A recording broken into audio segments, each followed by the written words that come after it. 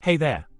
So imagine you're trying to use the ARP command to check the MAC addresses for your router, but it's only displaying the MAC addresses for the Ethernet LAN connection, not the wireless ones. Frustrating, right? Well, that's the problem we're tackling today. Now, on to the solution.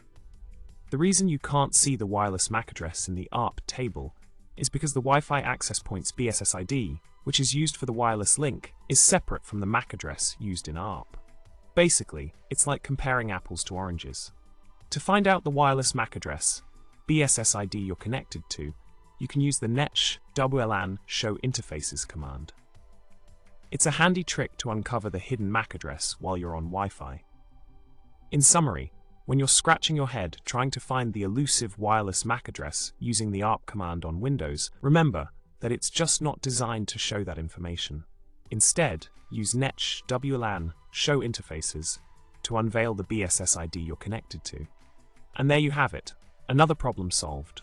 Remember to subscribe, like, and share your thoughts in the comments below. Thanks for watching.